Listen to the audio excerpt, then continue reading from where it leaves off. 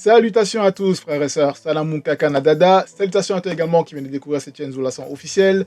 C'est toujours le frère Motati Timbe dans la continuité des messages et des exhortations par la manifestation de la grâce de Tété Loba, unique créateur, et par la permission du seul enseignant mandataire de notre époque, notre Mouledi Zouloulasan. Nous allons encore aller dans Kalatan Dimsi, comme à l'accoutumée, pour cette exhortation dans le livre mystérieux, le rouleau le puissant manifesté à notre époque pour notre libération spirituelle avant tout. Oui, car la libération est premièrement spirituelle. Disponible dans les éditions zouloulasan.com. Donc, nous avons la grâce de pouvoir lire encore dans le livre mystérieux, comme je l'ai dit. Et cette fois-ci, dans le livre, des Sombais. Oui, des Sombais.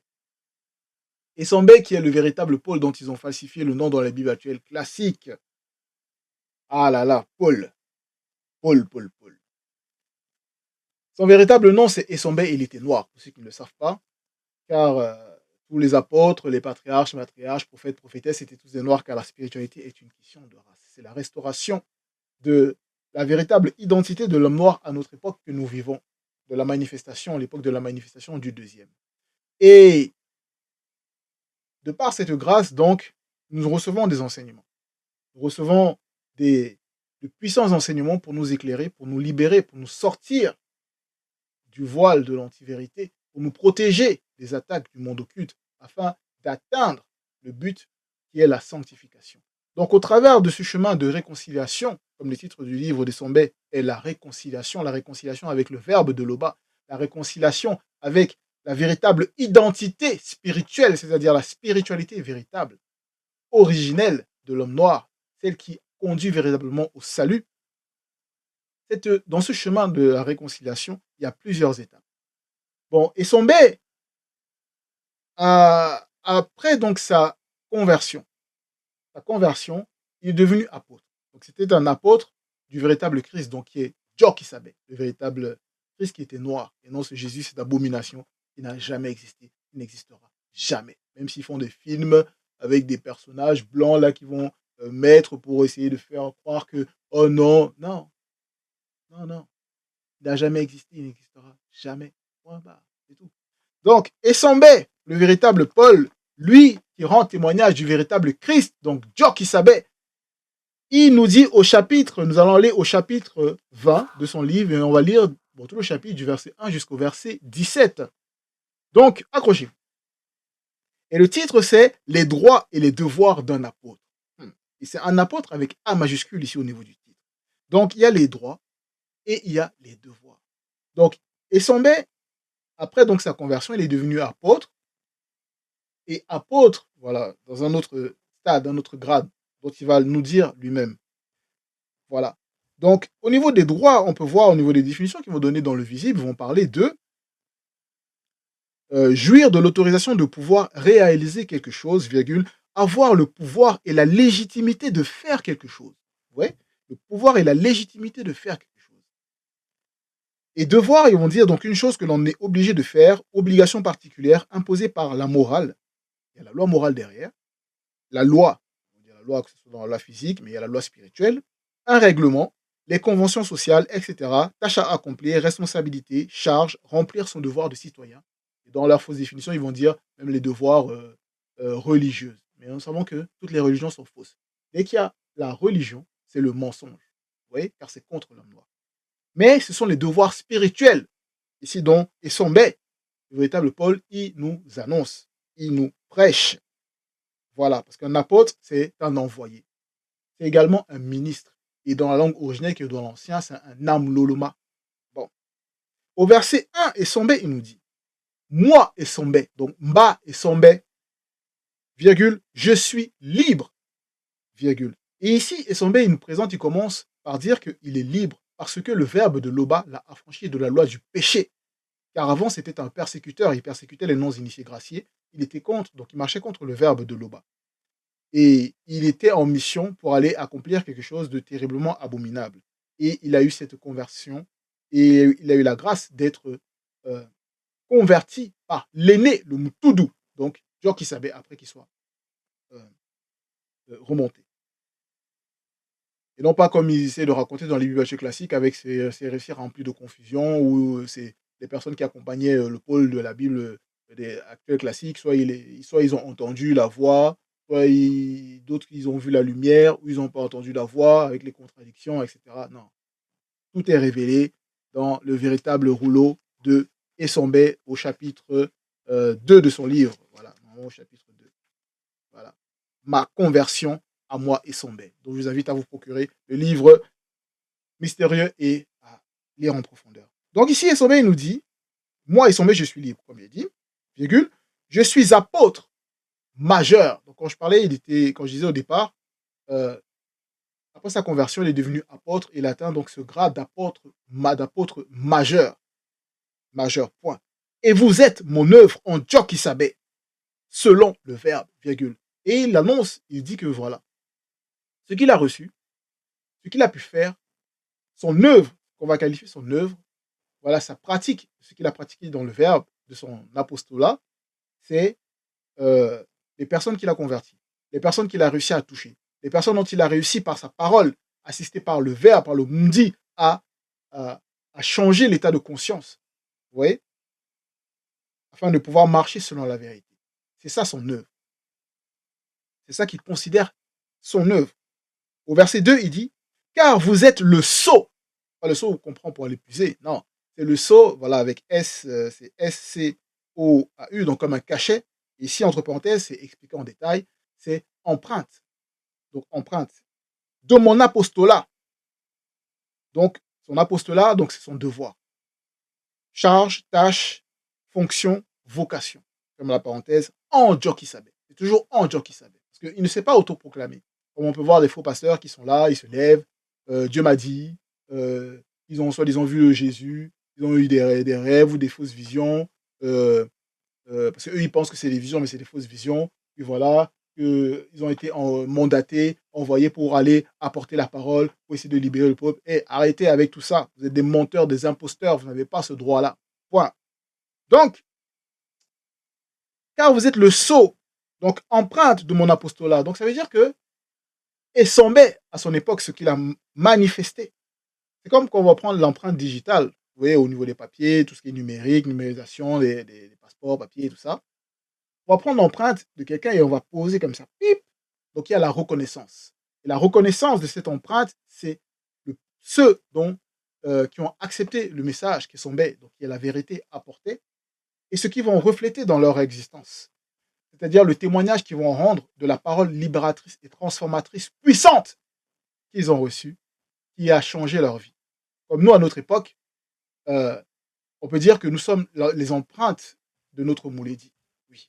Parce que, à travers les enseignements qu'on a reçus, à travers la puissance transformatrice des enseignements et la mise en pratique, ben, on est transformé. Notre vie a changé. Notre état de conscience change continuellement, car on est journellement nourri, ravivé, on va dire comme ça, parce qu'il y a des combats également.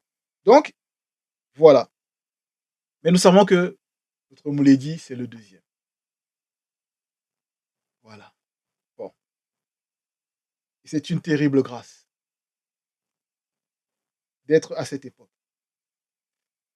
On poursuit au verset 3 et Essambey il dit, c'est là ma défense contre ceux qui m'accusent. Point. Comme je disais, son œuvre, c'est la défense. Et ceux qui veulent accuser, par exemple, notre Mouledi, que, oh oui, son enseignement pousse des personnes à ne plus aller à l'église, à renier Jésus, voilà, à parler contre les religions. Mais Jésus n'a jamais existé. C'est une abomination. C'est une invention. Voilà. C'est un faux Christ. Et toutes les religions, ils sont fausses. Et ces personnes-là, s'ils accusent notre Mouledi, ben, ils vont voir, ils reconnaissent, quand ils voient notre comportement, ceux qui marchent selon la vérité, ben, ils voient bien que ben, le comportement a changé. C'est-à-dire, ils ne pratiquent pas, on ne ment pas, on ne triche pas, on ne pratique pas des choses abominables. Vous voyez. Et ça les marque, ça les effraie même. Parce qu'ils pensent que c'est impossible de changer, c'est impossible de ne pas, on va dire, pécher volontairement, ou voilà, ou tout ça, vous voyez. Et ici, c'est pour ça qu'Essambey, il dit, car là, c'est là ma défense contre ceux qui m'accusent. Vous voyez. Donc, les œuvres qu'on va manifester, ça défend. Ça défend l'œuvre. C'est pour ça qu'on doit faire très attention à notre marche, afin que nos comportements, afin que ce qu'on va manifester ne soit pas une occasion de blâme ou de pointage du doigt ou d'accusation par rapport à l'œuvre salutaire, redoutable et puissante qui est manifestée à notre époque. Donc, verset 4, il poursuit et dit, si nous, apôtres, avons semé spirituellement les biens spirituels, virgule. Donc, les biens spirituels, donc c'est les enseignements, c'est la parole. La parole libératrice qui va enseigner l'esprit, qui va nourrir l'esprit, qui va éclairer l'esprit, afin que l'esprit puisse éclairer l'âme et la conscience du corps à marcher selon la vérité. Virgule. Ce n'est pas une grosse affaire si nous moissonnons leurs biens. On ouvre la parenthèse, donc prospérité, dotation, dons, richesse, on ferme la parenthèse, temporelle, virgule, point. Parce que donc, il y a les biens temporels. Les biens temporels, les richesses du visible qu'on peut avoir de par le travail, les projets qu'on peut mettre en place. Ça, ce sont les biens qui sont par rapport au visible. C'est bien, ce n'est pas interdit d'avoir ces biens-là. Vous voyez? Et ça aide même dans le visible. Mais ce sont des dons temporels. Mais ici, ce don et son B, il dit, par rapport aux biens spirituels, ce sont des biens qui sont intemporels par rapport au visible. Parce que ce sont des fruits qui ne pourrissent pas, on va dire. Ce sont des fruits purs. Ce sont des biens qui ne disparaîtront pas. Ce sont des biens spirituels. Vous voyez? Parce qu'après cette existence, nous sommes amenés à une autre existence, la vie éternelle. Et ce sont ces biens-là dont il parle ici. Donc il dit, ce n'est pas une grosse affaire si nous moissonnons leurs biens, donc prospérité, dotation, dons, richesse temporelle. Vous voyez? Donc c'est la dîme selon la vérité. On poursuit au verset 5, et ici Essombé, il dit, d'autres, voilà, on y arrive. Parce que certains vont dire, oui, voilà, il y a beaucoup de faux pasteurs et tout, ils vont voir des pasteurs, oui, c'est la dîme, toujours la dîme, la dîme, la dîme, vous voyez? Donc, on voit comment le monde occulte travaille derrière pour essayer de pervertir la notion de la dîme selon la vérité. Bon, on poursuit. Et Sombe, il nous dit. D'autres, entre parenthèses, des imposteurs, virgule, faux pasteurs et autres, on ferme la parenthèse, qui ne sont point mandatés, jouissent, on ouvre la parenthèse, injustement par la ruse et par toutes sortes de mensonges, on ferme la parenthèse, de ce droit, virgule. Vous voyez? Parce qu'il y a des faux pasteurs qui sont là, ils s'autoproclament. Vous les voyez là, la dîme, si tu donnes pas, si tu ramènes pas la dîme, non, tu ne feras pas partie de l'assemblée, tu ne vas pas recevoir la bénédiction du dimanche ou la délivrance du dimanche ou ceci, cela. Ils récoltent des fonds pour bâtir leurs fausses églises, leurs fausses assemblées, vous voyez. Or, ils ne sont pas mandatés spirituellement. Parce qu'ils sont dans les religions. Ils prêchent les religions. Ils prêchent un faux Christ. Ils prêchent l'anti-vérité. Ils prêchent, ils utilisent les Bibles aux actuels classiques. Qui sont issus de la falsification de l'histoire de l'homme noir. Et d'autres même, ils vont encore plus loin par rapport à ce qui se passe actuellement, et on va voir. Bon, on poursuit au verset, il dit, c'est plutôt à nous d'en jouir, entre parenthèses, de vos biens, virgule, prospérité, dotation, dons, richesse, point. Car on a reçu récemment le témoignage d'un frère qui a expliqué une situation par rapport à un faux pasteur qui est venu donc faire un dépôt d'argent par rapport sur son compte bancaire. C'était dans le pays qui est appelé actuellement le Cameroun. Donc ce faux pasteur, en fait, voilà, il est venu déposer sa dîme. Et sa dîme, voilà, c'est des millions hein, en francs CFA, hein, donc au moins 15 000 euros. Et il est venu déposer sa dîme et le frère lui a posé des questions oui, par rapport à son église. Oui, voilà, il s'interrogeait comment ça se passe. Voilà. Donc le frère il voulait en savoir un peu plus, sans dévoiler son identité par rapport à... Voilà, vous allez comprendre.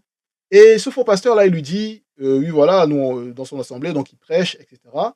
Et il dit au frère que si tu... Écoutez bien, hein, il lui dit, si tu connaissais qui était Zulu Lassan, ta vie changerait. Waouh! Vous imaginez?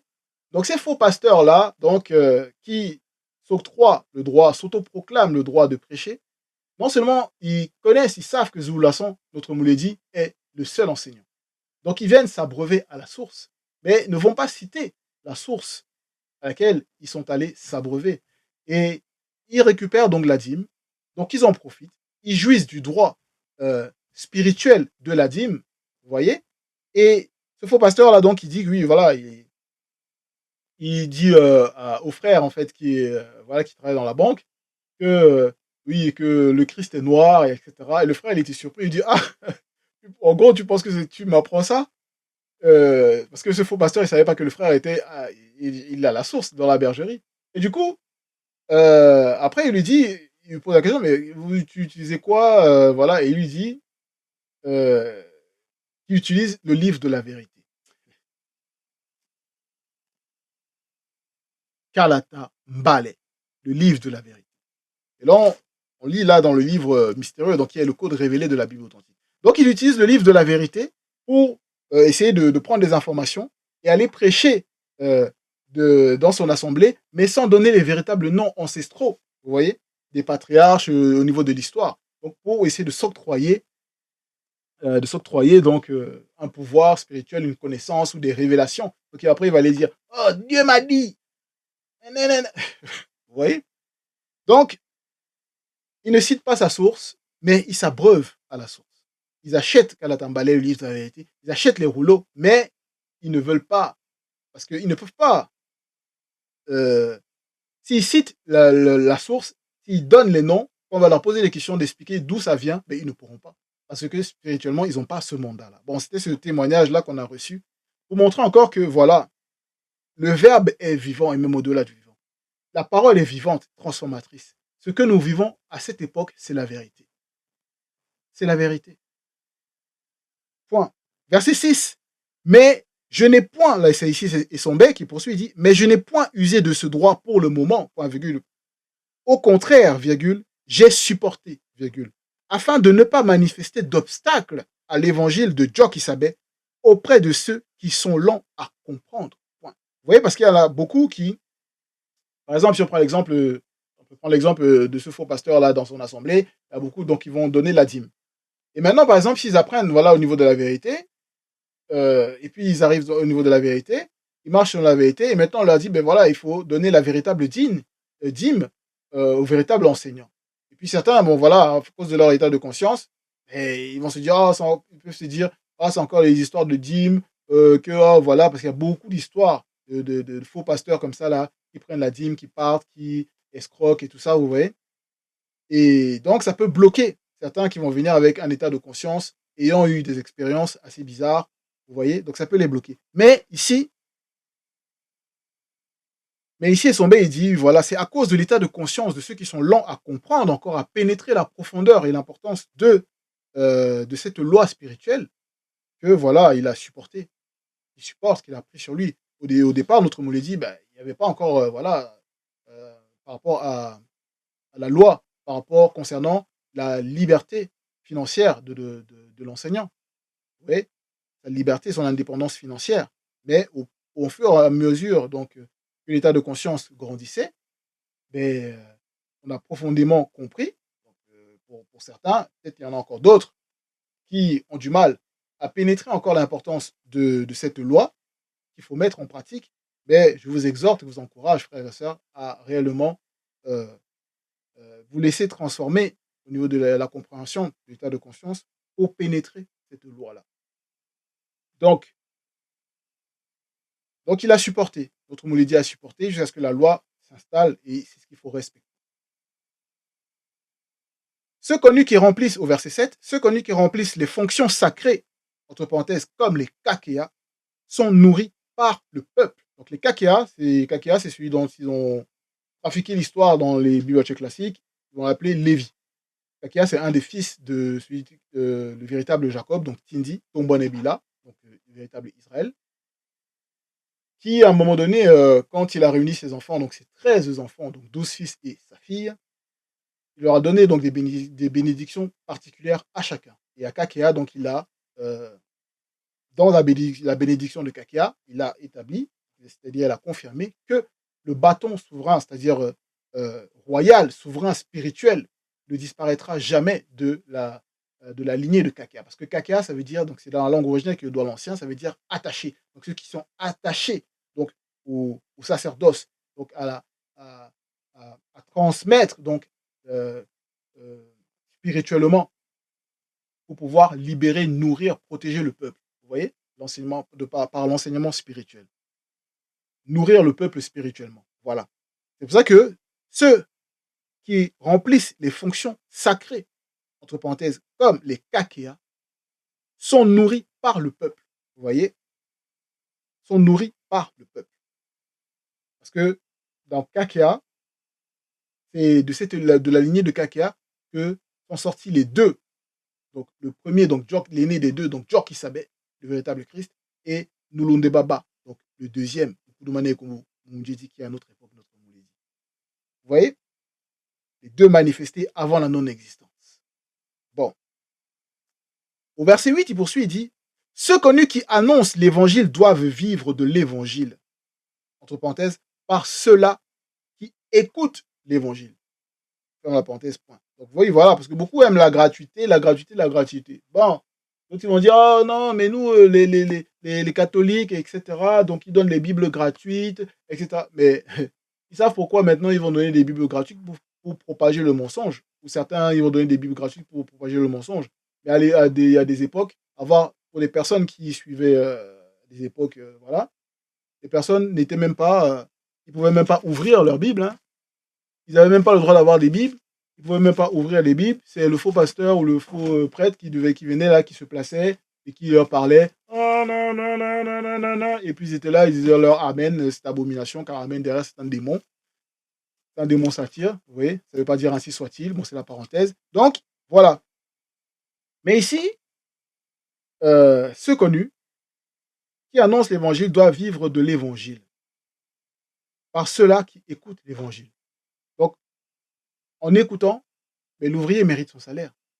Comment est-ce que vous croyez que ceux-là, dans les fausses assemblées, les chrétiens et tout ça, là, ils sont riches, ils s'enrichissent comment?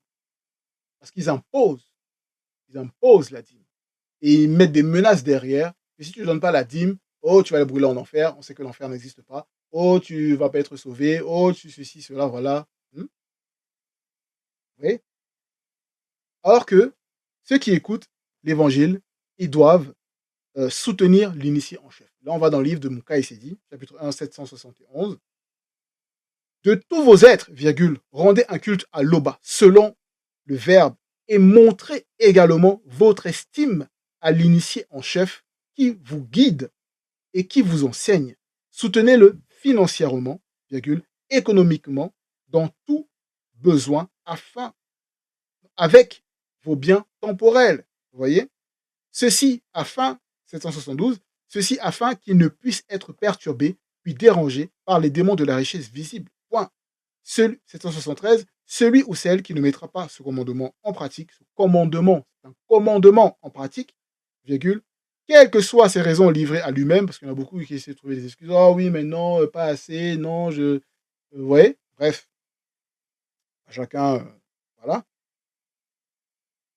livré à lui-même, donc il ne faut pas être livré à lui-même dans son raisonnement. Donc je reprends, celui ou celle qui ne mettra pas ce commandement en pratique, quelles que soient ses raisons, livré à lui-même, virgule, désobéit au verbe de l'Oba. Parce qu'il y en a, le verbe, il connaît le quotidien de chacun, les difficultés de chacun, le verbe sait. Vous voyez? Donc il y a cette loi-là. Bon, après, vous pouvez lire par la suite encore dans le livre de Mouka Essedi concernant soutenir l'initié en chef. Donc en gros, c'est pour éviter que celui qui apporte le message que notre Moulédi, il ne soit quelque peu, entre guillemets, on va dire, perturbé par les démons de la richesse du visible. S'il faut se déplacer pour aller dans un gîte, des gîtes organisés pour la libération, pour l'apprentissage de la vie commune, dans Ebassi, apporter la parole dans tel endroit, tel endroit, tel endroit, et que voilà, il y a des problèmes par le visa, le logement, etc., les déplacements, l'avion, la voiture, tous ces trucs-là, ouais, ça fait un peu bizarre. Et après, on va dire, ah non, Zouloula, sans. Ouais, c'est pas logique. Mais bon, on poursuit au verset 9. Pour moi, virgule, donc pour Essombe qui continue, prêche, je n'ai usé d'aucun de ces droits pour le moment, virgule, comme notre me le dit à l'époque. Et ce n'est pas afin de les réclamer en ma faveur maintenant que je parle ainsi, point virgule. Mais le moment viendra où j'userai de ce droit, entre parenthèses, ordonnance, imposition, décret, légitimité. Vous voyez? Point. Voilà. Donc, quand il parle ici, c'est pas que, il vient pas quémander, hein. Ou voilà, il dit juste que, voilà, il rappelle au peuple, ah, voilà, vous savez, vous voyez, je vous demande rien. J'apporte le message, ça vous fait du bien, ça vous libère, beaucoup témoignent, la vie de beaucoup change, mais vous savez que l'ouvrier mérite son salaire. Donc, quel est donc le salaire de celui qui apporte la parole? Hmm. C'est d'être là comme ça, juste de partager gratuitement, gratuitement, gratuitement. Et voilà, parce que si, imaginez, il doit chercher du travail ou travailler et en même temps apporter la parole, etc. C'est un combat. Bon, voilà, c'est un combat. Bref, comprendre qui pourra. Verset 10. L'évangile que j'annonce n'est pas personnellement pour moi un sujet de gloire, virgule, vous voyez? Car la nécessité m'en est imposée, virgule, et malheur à moi si je n'annonce pas l'évangile. Vous voyez? Parce que Sambé, il a il était conscient, véritablement conscient d'être un instrument conscient pour l'œuvre, par rapport à ce qu'il a traversé, par rapport au grand reset, on va dire comme ça, qu'il a reçu. Voilà, et il avait cet engouement, cette volonté, cette détermination même à propager, à annoncer l'évangile. Vous voyez? Mais ce n'est pas personnellement pour lui, parce que les faux pasteurs, eux, ils sont là pour leur gloire personnelle, vous voyez? Pour se glorifier comme des hommes livrés à eux-mêmes, de se dire, ah oui, voilà, dans mon assemblée, il y a tel monde, on a tel lieu, on a tel bâtiment, on a telle somme, vous voyez?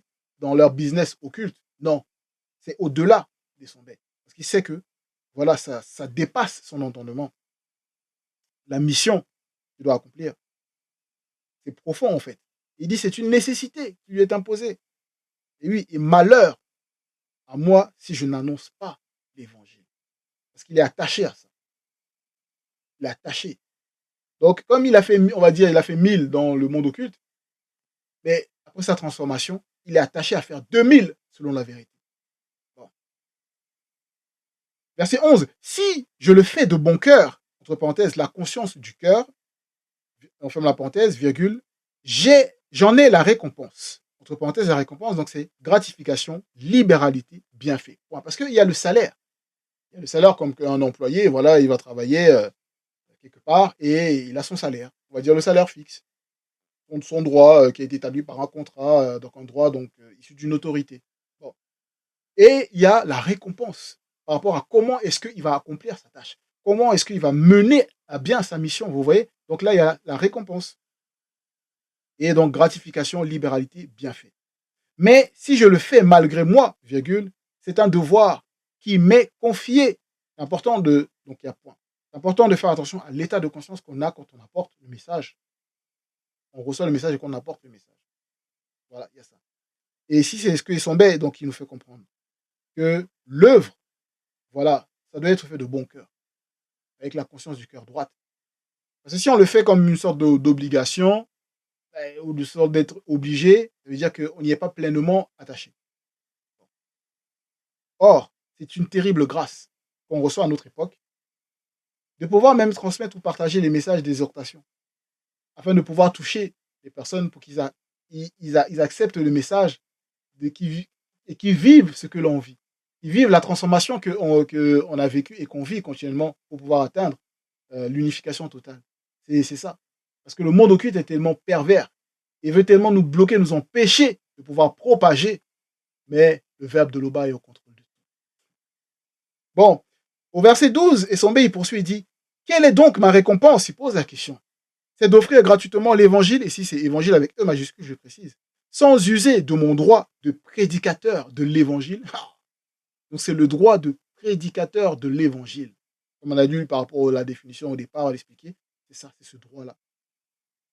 Prédicateur de l'évangile. Il pose la question. Bien sûr que non, car la grâce que le verbe de l'Oba m'a faite est ma première récompense dans le visible. Point. Et ça, il y a la notation par rapport au verset 8. Pourquoi verset 8? Parce que le verset 8, on a vu que c'est ceux connus qui annoncent l'évangile doit vivre de l'évangile par ceux-là qui écoutent l'évangile. Donc on voit que ici, quand Issombé, il parle de cette grâce qu'il a reçue dans le visible, premièrement, la grâce déjà d'être libéré de la loi du péché, de l'antivérité, de pouvoir apporter le message, et également la grâce donc de pouvoir, à travers cette œuvre, d'avoir sa récompense dans le visible. Vous voyez? Donc, comme on était au verset, oui, voilà, verset 12. Donc il dit bien sûr que non, car la grâce que le Verbe de l'Oba m'a faite est ma première récompense. Donc il y a la première récompense.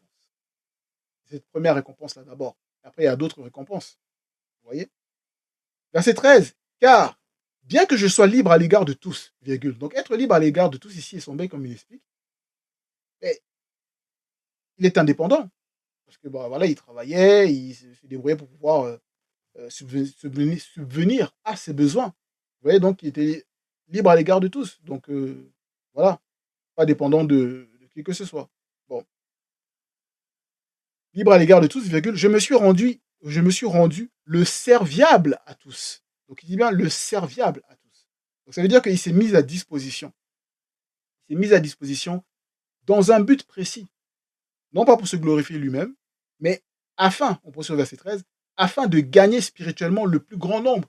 C'est ça. Donc, l'état de conscience là, qui accompagne son bête, c'est de gagner le plus grand nombre, selon la vérité. C'est de convertir. Parce qu'il connaît, bon, il est passé par, on va dire, le chemin occulte, et donc il sait comment les sociétés occultes, là, des blancs et des sangs mêlés, ce qu'ils font derrière. Et comme il a compris que c'est une abomination, ce qu'ils font, étant sorti de là, extirpé de là par le verbe de Loba, mais voilà, il sait qu'il y a beaucoup de personnes, que ces personnes, faux pasteurs, ces blancs, ils sont mêlés, tout ça, voilà, ils vont essayer de toucher, amener dans leur fermer la porte à la conversion spirituelle, selon la vérité. Et son il dit non. Il dit non, parce qu'il veut gagner spirituellement le plus grand nombre. Et pour ça, voilà, c'est comme un sacrifice qu'il fait. Voilà. Verset 14. Ceux qui courent sur le stade courent tous. Là, il prend l'exemple maintenant par rapport au sport dans le visible, pour toucher encore une autre facette de l'état de conscience des personnes qui l'écoutent afin qu'ils puissent mieux pénétrer. En prenant des exemples, même dans des activités dans le visible. La course. Il y a certains qui aiment courir, il y a d'autres qui n'aiment pas beaucoup courir, et voilà. Mais ici, il prend l'exemple de la course, de cet effort-là qui nous permet de nous déplacer d'un point A initial à un point B, on va dire final, d'arrivée et de départ. Donc, au travers donc, de ce chemin, il y a, avant de pouvoir donc emprunter ce chemin de la course, il y a une préparation. Mais il dit ceux qui courent sur le stade courent tous, virgule, mais un seul remporte le prix. Point. Donc, ici, il nous amène à prendre conscience que, même s'il y a, voilà, on va voir beaucoup de personnes qui vont courir. On le voit même quand il y a ils vont dire les Jeux Olympiques, les courses, les marathons et tout ça. Il y a une foule qui va prendre le départ, mais il y en a un qui va franchir, euh, qui va passer en premier.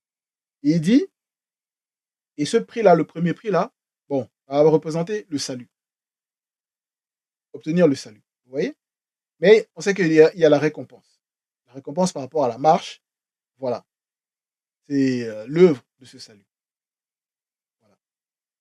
Et il dit, courez spirituellement de manière à le remporter. Point. Toujours dans le verset 14. Donc, courez spirituellement de manière à le remporter. Donc, nous devons courir spirituellement de manière à remporter ce prix-là, ce salut. Et courir de la bonne manière. Courir de la bonne manière. Donc, pour courir de la bonne manière, il y a des pratiques. Les pratiquants, ceux qui courent, ben, ils s'entraînent. Il faut s'entraîner de la bonne manière. Il faut se disposer de la bonne manière. Voilà. Pour bien courir spirituellement. Il va expliquer derrière cette course spirituelle, l'image qu'il prend de la course spirituelle, il va expliquer en plus en profondeur. Donc, afin de ne pas mourir dans son péché. Bon. Au verset 15, il dit, tous ceux, non, tous les coureurs à l'entraînement s'imposent une discipline sévère. Vous voyez donc là, c'est ça. Ils s'imposent une discipline sévère. Point virgule. Mais combien de fois, nous, qui sommes dans la spiritualité, nous devons nous imposer une discipline sévère, connaissant qui nous étions avant, le chemin qu'on a parcouru jusqu'à maintenant, et qui nous sommes maintenant. Donc, la discipline qu'il faut augmenter et mettre en place pour ne pas retomber dans... Vous voyez? Bon. Une discipline sévère ils le font pour recevoir un prix qui prendra sa valeur. Cette valeur-là, voilà, ils vont courir dans le visible. C'est la valeur, une valeur dans le visible, qui prend naissance dans le visible, qui prend sa valeur dans le visible, virgule. Mais nous, faisons-le pour un prix et une couronne incorruptible. Vous voyez? Une couronne avec C majuscule et incorruptible avec I majuscule. Donc là, c'est la dimension, le plan spirituel, haute fréquence. Et ça, c'est la couronne de gloire. C'est le corps glorieux. Parce que là, on a le salut, la marche, obtenir le salut, l'unification des trois êtres. Donc le Mundi Musangi, c'est bien. C'est la base. Et maintenant, il y a la récompense. Comment est-ce qu'on obtient le Mundi Musangi? Vous voyez? Si on prend par exemple les pourcentages, est-ce que c'est à 60%, à 80%, 90%, à 100%, ouais. Bon, vous voyez? Par rapport à la marge de chacun, de chacun plutôt. Faisons-le pour un prix et une couronne. Donc, une couronne incorruptible. Verset 16. Moi donc, je cours, non pas comme à l'aventure. Parce qu'il y en a, ils aiment courir, c'est des aventuriers, ils vont faire des randonnées, d'autres vont courir, vont faire des petits marathons, oui, voilà, pour entretenir un peu le corps et tout ça, oui. Mais lui, il court. Un guet, lui, il court, non pas comme à l'aventure. C'est-à-dire que pour lui, c'est pas comme un jeu, hein, c'est pas comme une partie de, ou un loisir, ou une partie de, vous voyez, juste comme ça. Il dit, je frappe spirituellement les démons, virgule. Il frappe spirituellement les démons. Mais il les frappe comment? Parce qu'on voit beaucoup de personnes, ils se disent, ah, je te lis Satan, venez, on va faire séance de prière, combat spirituel, on va chasser les démons. Bref, écoutez bien. Écoutez bien. Virgule, non pas comme battant l'air. Hein, entre parenthèses, comme feront plusieurs non-initiés, virgule, blancs et sans mêlés, entre parenthèses, métis, des fausses croyances, entre parenthèses, religion et spiritualité occulte, fermons la parenthèse, à venir, virgule, ils battront l'air en pensant battre les démons. Ferme la parenthèse. Point. Voilà. Dans la parenthèse, ici, la vision qui sont belles là quand il parle, il savait, il a vu. Mais même à notre époque, à l'époque même du deuxième, on va voir des personnes qui vont être là, ils vont dire, ils vont battre l'air comme ça, ils vont prendre soit des bâtons ou ils vont faire des gestes. Ils vont dire, oh, je te lis Satan, il combat contre le monde occulte, il chasse les démons, ils vont ils pensent qu'ils ils mettent des gifles aux démons. Non, c'est ridicule. Franchement, mais arrêtez. Comment vous allez vous taper l'air, vous avez l'impression que vous frappez les démons, mais vous demeurez dans le péché, vos vies ne changent pas. Arrêtez ça. Je te lis Satan, je t'envoie dans les lieux arides. Tu le lis avec quelle corde? La corde de Wonder Woman? La corde du Bobolo? La corde de... Quelle corde? Tu lis avec quelle corde? La chaîne? Hein, tu lis comment? Satan, il est comment? Tu sais comment il est, Satan? Les lieux arides, tu sais c'est où? Arrêtez ça. Verset 17. Mais, je traite durement ma propre nature du visible et je la tiens dans l'obéissance au verbe, virgule. Donc, vous êtes là, vous voulez taper Satan, chasser Satan, taper les démons, mais votre propre nature, elle vous tape. Elle vous tape. Hein? Et vous avez la gauche, droite comme ça, vous avez des portes ouvertes pour pouvoir manifester n'importe quoi. Et les démons, ils sont là, ils vous utilisent, ils vous possèdent, ils vous influencent. Ah non, fais-elle, va dans la polygamie, trompe-t-elle, vole, non, fais semblant, non, ment, tout ça, triche. Et vous croyez que vous allez taper les démons, arrêtez ça. Le monde occulte est organisé et il se moque de vous quand vous êtes là, vous faites tous vos trucs là. Arrêtez ça. Arrêtez ça. Et Sombe, il donne la révélation et dit, moi, je traite durement ma propre nature du visible. Donc, il commence d'abord par lui-même. Avant de pouvoir vouloir taper les démons là-bas, commencez d'abord à vous taper vous-même, c'est-à-dire par rapport à la nature du visible, votre propre nature du visible. Et je la tiens dans l'obéissance du verbe. Donc, il rééduque cette nature afin qu'elle ne branche pas par rapport aux lois du verbe de l'Oba. Virgule. Afin de ne pas être moi-même rejeté. Voilà. Virgule. Après avoir prêché aux autres. Donc, nous sommes libérés de l'influence donc de cette nature mauvaise par les enseignements, par cette puissante grâce que nous avons reçue. Mais néanmoins, il faut demeurer jusqu'à la fin, hein, parce que le monde occulte, c'est des bagarreurs. Ils ne dorment pas. Ils ne sont que des esprits là. Parce qu'avant, ils avaient des corps physiques, mais maintenant, ils n'ont plus de corps physique. Bon, bref, voilà. Ces esprits mauvais là, enfermés dans l'invisible du visible, qui combattent. Et on doit faire attention jusqu'à la fin. Jusqu'à la fin. Voilà. Afin de ne pas ouvrir une porte et être renversé par cette nature du visible. Vous voyez. Donc, c'est le message que Sambé il nous apporte, les droits et les devoirs d'un apôtre, afin de comprendre plus en profondeur donc la marche et le combat spirituel dans lequel nous sommes et l'importance donc de l'époque que nous vivons. Voilà. Pour ma part, c'était le dernier verset donc pour cette exhortation. Courage à tous, frères et sœurs, et Kakanadada. On tient bon, on continue dans le bon combat de la spiritualité véritable, tout simplement. Voilà. C'était Loba, unique créateur et toujours glorifié. Ainsi soit.